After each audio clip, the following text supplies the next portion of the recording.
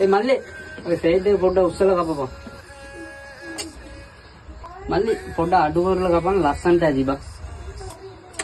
මොකද්ද අයියා අපි ටෙන්ටිටි කෝස් එක කරලා ඇවිත් තියන්නේ. ඔයාලට ඕන නම් ඇවිල්ලා කපා ගන්න. මොකද්ද මල්ලි එකපාරට ඔය ඕම කියන්නේ. ඔය මේ කෝස් එක කරාට වැඩක් නැහැ.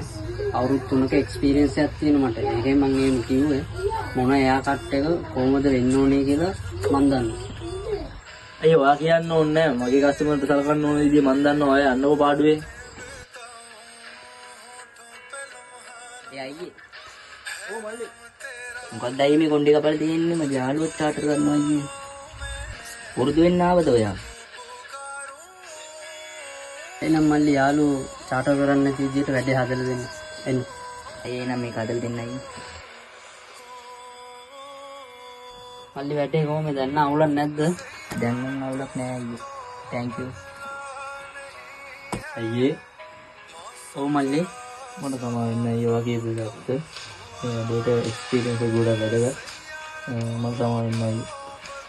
ඒකට කමක් නැහැ මල්ලි. දැන්වත් ඉතල බලලා වැඩේ කරගන්නකෝ.